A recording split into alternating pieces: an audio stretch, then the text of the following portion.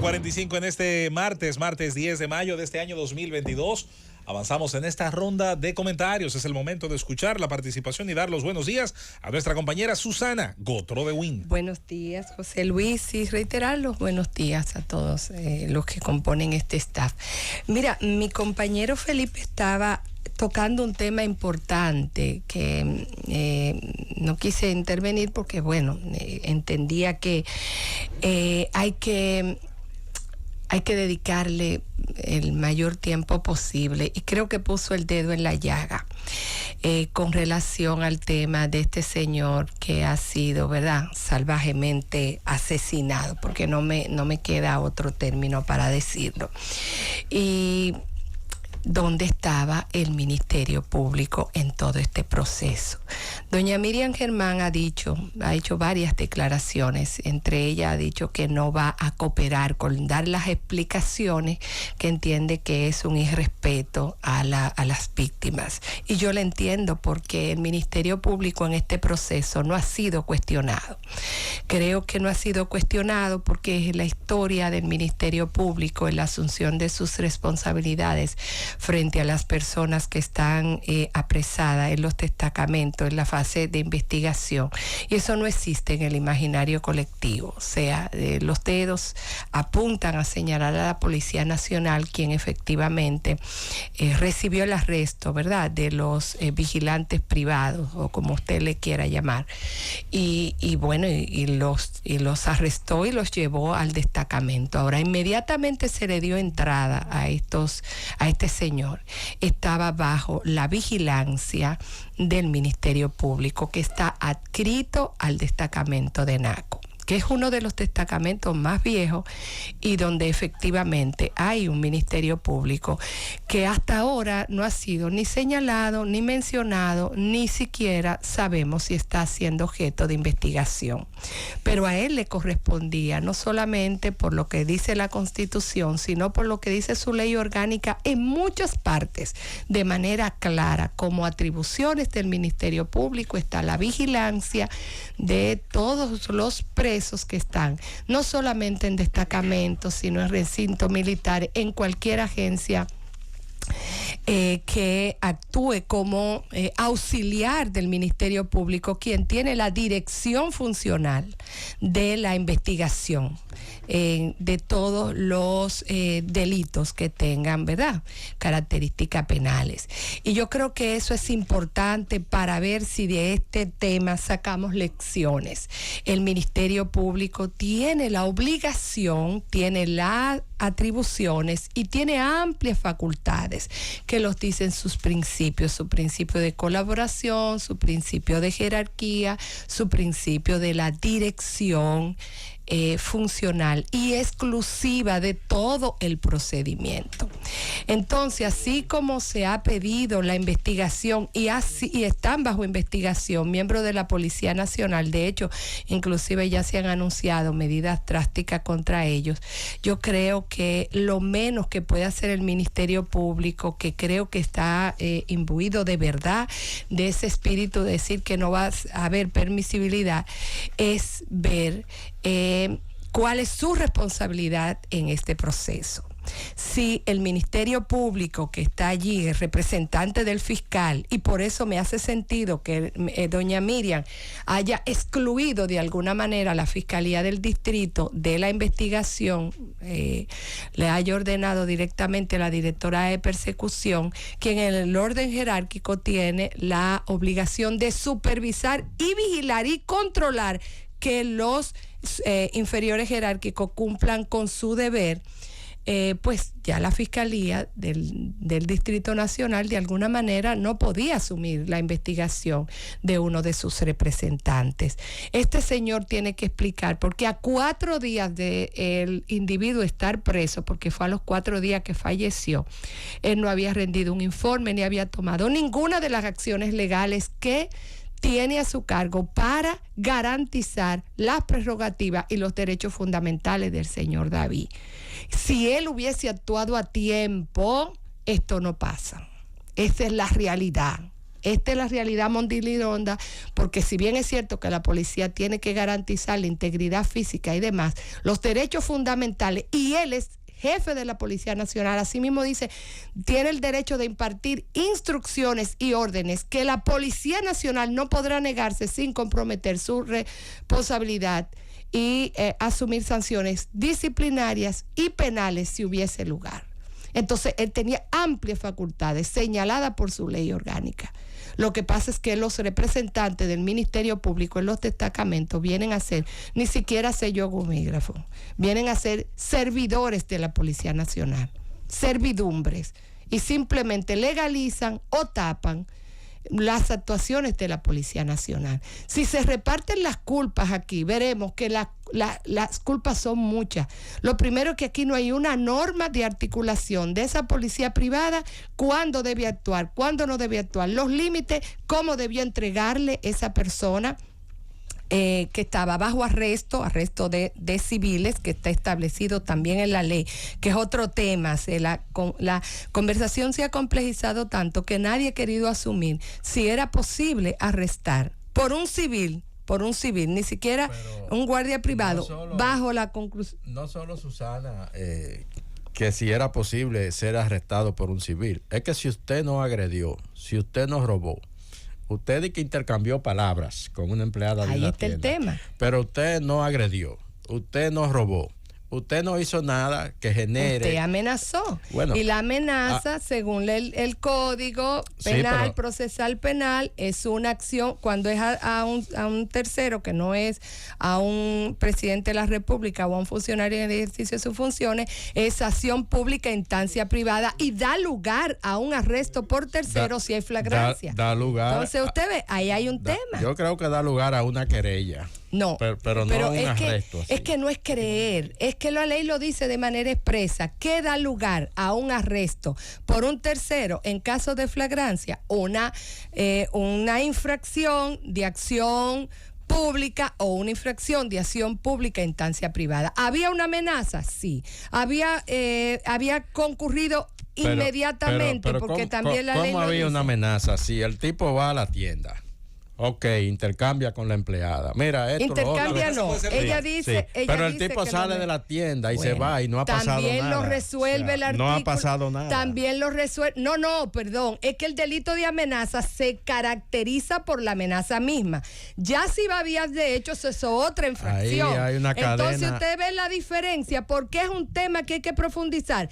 El delito de amenaza se perfecciona con proferirla. ¿Había una amenaza? Sí. ¿Por una amenaza puede arrestar un tercero a una persona? Sí. ¿Había sido inminente? Sí. ¿Había sido sostenida? Yo sí. pregunto, ¿hay una evidencia de la amenaza? Testimonial. Bueno. Ahí que está el detalle, la palabra de ella contra la ley y él está muerto. ¿Qué ustedes consideran que es una evidencia? Porque la gente entiende que debía poner una querella. El arresto por tercero es anterior a la... Exactamente. Eso entonces, yo ahorita no quise intervenir, entonces pero son dos tiempos distintos. Tú ves como que es una discusión el tiempo del hecho profunda, y el tiempo de la reacción. Y que debe ser, sostenida por profesionales con responsabilidad. Lo que procede definitivamente es la apertura de un proceso judicial. Pero mientras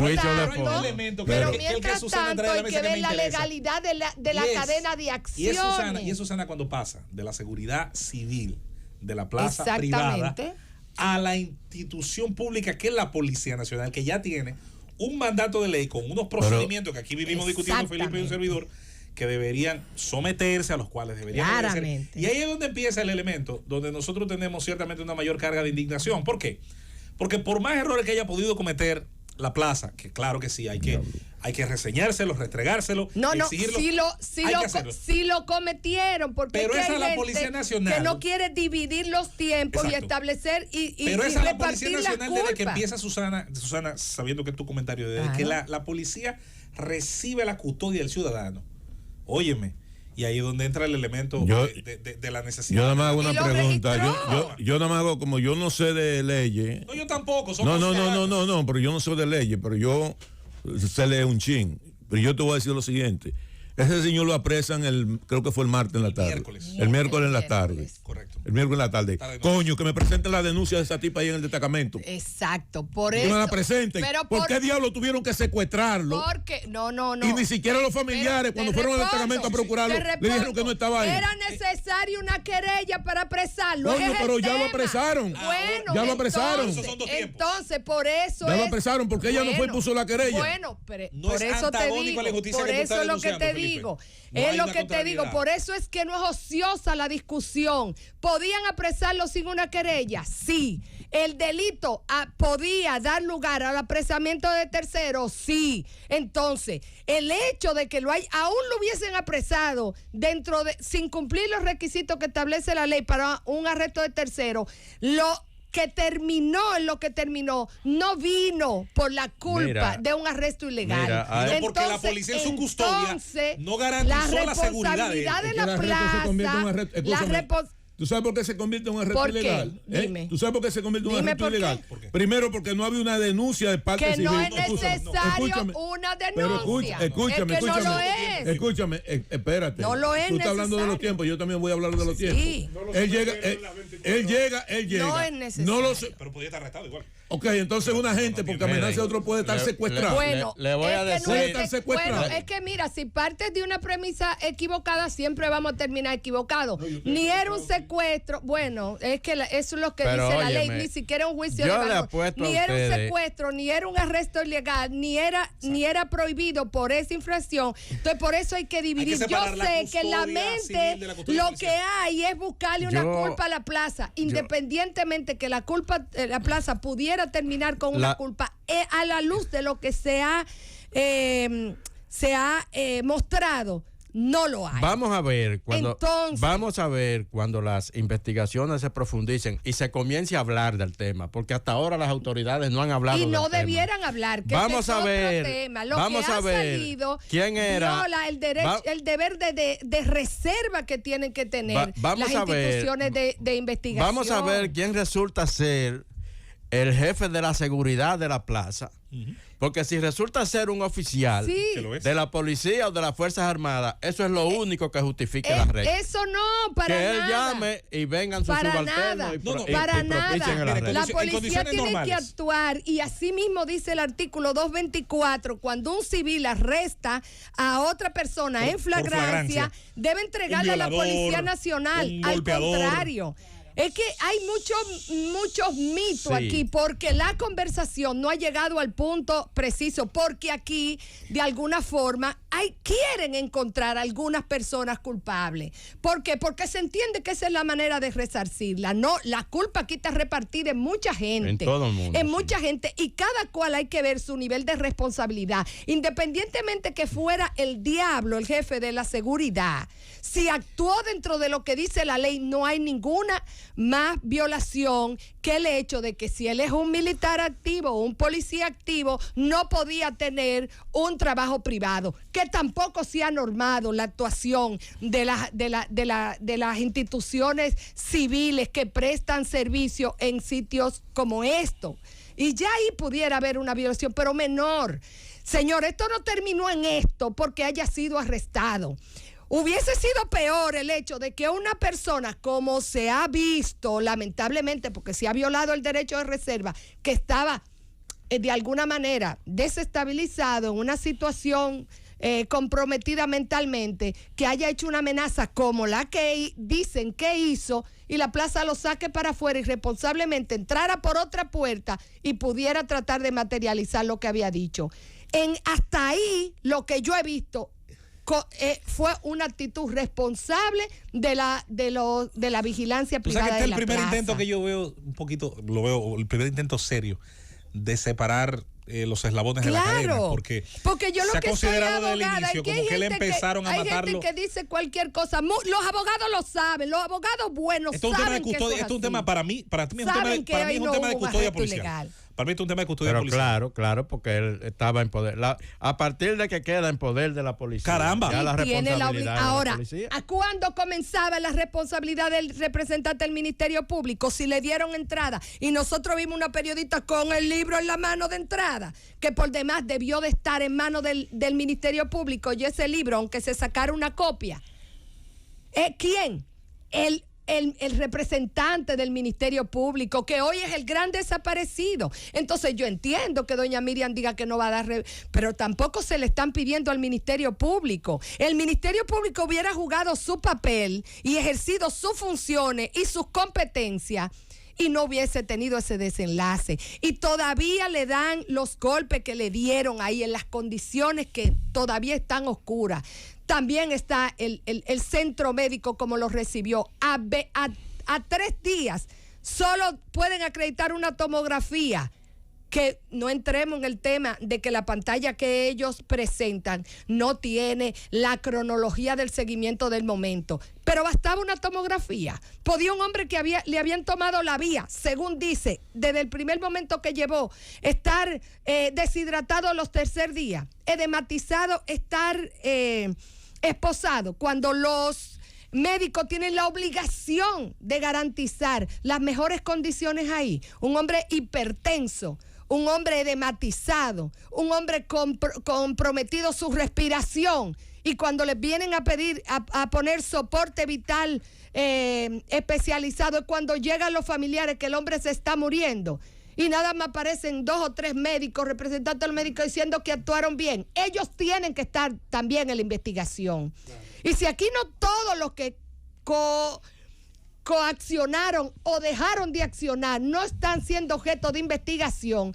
aquí nada más van a salir 2 o 3 chivitos expiatorios, y ustedes verán que va a terminar después en una sentencia que no va a poder establecer la culpabilidad de las personas. Si queremos hacer una investigación seria y que no haya una actitud permisiva, la Procuradora General de la República tiene que tener la amplitud de mira y meter a todo el mundo a investigar y reservar el secreto de la investigación, y no que se esté dando satisfacciones particulares, porque ahora todo el mundo quiere montarse en ese tema para hacerse el gracioso. Aquí hay mucha gente responsable, pero responsablemente yo digo que el primer responsable es el ayudante del Ministerio Público, que era el garante de los derechos humanos y que tenía el poder de accionar para que este señor no terminara muerto de esa manera. Llévatelo, Cundo.